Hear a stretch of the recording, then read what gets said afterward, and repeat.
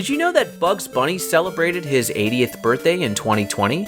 It's hard to believe that this mangy, fang-toothed critter has been around for almost as long as cinema itself. Over the years, this intergenerational cartoon rabbit has brought so much joy to kids and adults alike. And he's appeared in so many forms of entertainment. There's the cartoons we know and love, but there's also toys, comics, lunchboxes, and of course, video games. Bugs has been quite busy in video games, headlining so many titles across many eras of consoles, including Bugs Bunny Lost in Time for the original PlayStation, Bugs Bunny Rabbit Rampage for the Super Nintendo, and Bugs Bunny Double Trouble for the Sega Genesis. Falstaff has spent more hours than he'd openly admit getting up to high-flying, hair-raising hijinks in Looney Tunes B-Ball, an NBA Jam clone for the Super Nintendo. It just doesn't feel that long ago that I was a kid playing the Bugs Bunny Birthday Blowout for the NES in 1990 as part of Warner's celebration of Bugs' 50th birthday. Kemco had previously dipped its toes in the Looney Tunesdom with Bugs Bunny, Crazy Castle, which would go on to spawn series of sequels over the years. I seem to remember liking Birthday Blowout back then. And after all, whatever you may think of the other Bugs Bunny games, Kemco was a perfect fit for developing the world and gameplay around the character. The game today seems to be more widely known for all its problems, a real testament to the power that one funny, negative, and kind of comic review of a game can do to its reputation. Was I wrong? Are my childhood memories lying to me? Was the nerd right?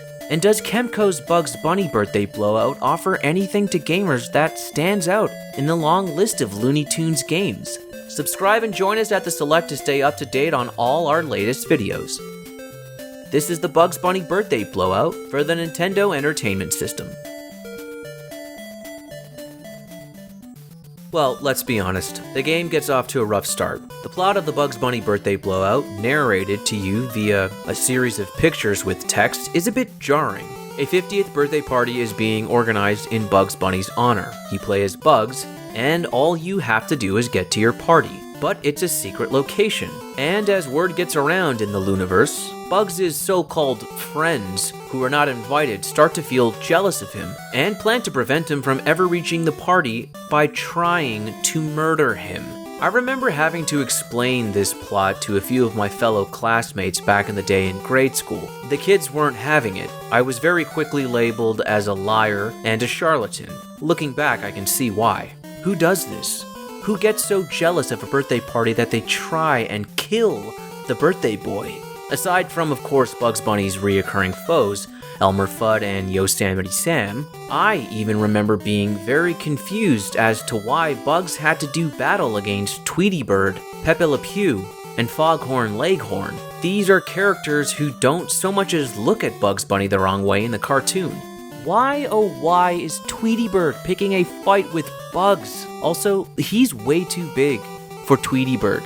He looks like he is roided up on creatine and Red Bulls. He's way too big. That's not the size of a Tweety Bird. Anyways, the plot is a bit of a throwaway as the intro ends very quickly and you are tossed into this vibrant and colorful world with a decent soundtrack. Right from the get-go, you'll start to feel like the characters and environments you are placed in are very different from what we are familiar with in the world of Looney Tunes. I mean, what hardcore Looney Tunes fan doesn't remember such memorable characters like the Hammerhead Henchman, the Rolling Turd, the Snaky Ball Jumpy Boy, the Falling Turd, and the Self-Destructing Clocks, just to name a few. I guess in terms of trying to make the levels challenging and interesting, Kemco was taking a significant amount of artistic license in the level design and presentation. Once the game begins, it's easy to forget about the plot only because the enemies are in no way reminiscent of any of the characters from the cartoon.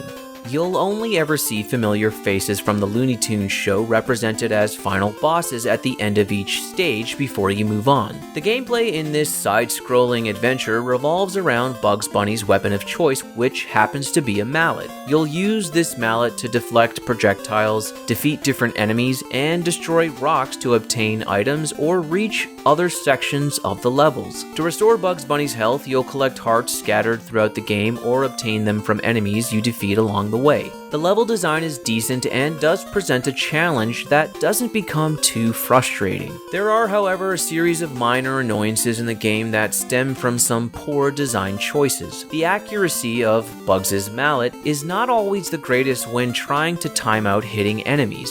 I found the lag particularly obvious in the Tasmanian Devil boss fight. You really need to time out your button hits in this one. The lag to Bugs Bunny's mallet when you're trying to hit the footballs back at Taz is very apparent. For some reason, after you get hit from an enemy, there is a significant amount of recovery time that you must put up with before you're allowed to use your mallet again to hit enemies. I'm not sure why Kemco thought this was a good idea.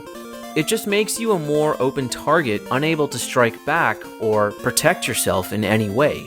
The game is full of weird and seemingly random events happening to you, and the unpredictability of it all is just something you need to accept to make any progress in the game. Some platforms that appear to be solid will disappear after a second of you standing on them. Sometimes you just fall through the floor, even though there's no sign to warn you to jump off. Sometimes you need to jump off high ledges, but you can't see what is beneath you at times. You have to sort of do a leap of faith and hope for the best. So Bugs Bunny Birthday Blowout is not a particularly challenging game except when bad design throws obstacles in your way. Probably one of the most annoying things that happens in the levels are these random earthquakes that happen during gameplay. At first, you may think the game is glitching out, but it is just part of the game. The earthquakes are offensively loud and dreadful, so don't be surprised if you get startled when they happen for the first time.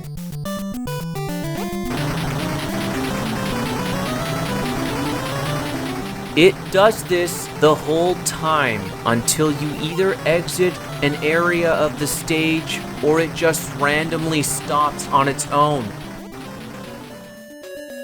There is no rhyme or reason as to why they happen, so you just sort of have to push forward and trek on until it ends so that you can properly navigate around the levels again. Even though this Bugs Bunny game does feel slightly off-brand from the Looney Tunes world that we know and love, I must say that there is a sort of charm to the visuals and the levels. The music specifically throughout the game will be something that you'll be humming to yourself afterwards, as the soundtrack is very memorable and well composed. There isn't much of a challenge in the boss fights as they're slightly repetitive, and in terms of power-ups for Bugs Bunny, there's nothing significant during gameplay that makes him do anything special. If you changed the character sprites and told me this was a Mappyland sequel, I might believe you. It's a very simple, straightforward side-scroller. An experienced gamer could easily pass this game in about an hour and a half without breaking a sweat. The Bugs Bunny Birthday Blowout is incredibly generous with the lives that it gives you. I died very rarely, and by the time of the 6th stage, I was well over 50 lives, and only continued to claim more lives as I played on. Nice! You'll gain most of your lives from the mini-games after every level and use the carrots you collect in stages as currency. In all honesty, they could have potentially done more with the mini-games. There is a crisscross numbers matching minigame where it's all chance and you just mash buttons for the lights to stop. Then there is a whack-a-mole game where the more moles you hit, the more your lives will add up. A good example of mini-games after every stage was in Konami's Kid Dracula. It had a variety of mini-games to choose from that were actually really enjoyable, and the interludes you had with the woman running the mini-games always came with some entertaining dialogue. For the Bugs Bunny Birthday Blowout, the mini-games section did feel like a bit of a missed opportunity. Whether it's bright lit blue skies or a haunted house, I couldn't help but get the feeling that this game could easily have been adapted for almost any video game character or a new original character entirely. This is the most un-Looney Tunes game that I've ever played. It feels weird, in the same way that Super Mario 2 feels weird and very different from the rest of the Mario Brothers games. With Mario Brothers 2, that's mainly because it's Doki Doki Panic in disguise, of course. But with the Bugs Bunny Birthday Blowout, it sort of has that same vibe. Something just feels off when you're playing, and this game feels like it sort of wanted to be something else and not a Bugs Bunny game. It's not bad by any means, but if they were going to go this route of having enemies that didn't resemble anything from the show, and have boss battles be Bugs Bunny's friends, maybe the plot could have been something a little bit more surreal, like a bad dream or something. Am I asking for too much? The game ends with a big reveal that the other Looney Tunes were just playing a joke on Bugs Bunny the whole game. They spent all this time trying to kill him only to be like, surprise, you made it past all our evil plans to kill you, JK, didn't really try to kill you. Anyways, let's have some cake. How would this not make you develop trust issues after something like this?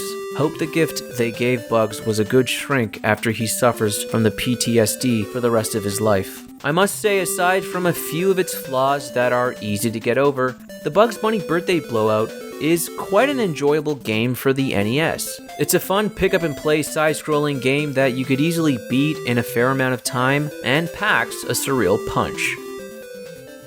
Since maybe the Taz wanted game for the PS2, I haven't really thought much about Looney Tunes games or any Bugs Bunny games for that matter, as it's been quiet these days on the Looney Tunes gaming front, even with the release of the last Space Jam film. With all the amount of games coming out these days, I don't even know really if there is a place for Looney Tunes games anymore, as they've had their fair share of titles released. The sad thing is, I'm not even sure if the Looney Tunes are as special as they once were, specifically for Gen Z, as it's a very Fortnite world in their gaming habits. If the opportunity ever did present itself where a new Bugs Bunny game or Looney Tunes game was in development, it would surely be welcomed by me, and I'd be interested in seeing new life injected into some Looney Tunes video games. These characters come from a very lush and detailed world full of stories and history that has been created over the years. Now that I think of it, after all the drama that these so-called friends put Bugs Bunny through in this game, you wanna know which character stayed true to our old hair and didn't join in on the planned bloodbath in the end?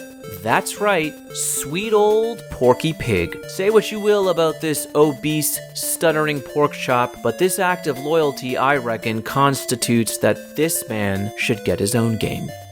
Oh yeah, me likey. Thank you for watching this episode of The Select. If you like what you've seen and heard, give us a like and subscribe. This is Dusty Maxwell, and we'll see you on the next one.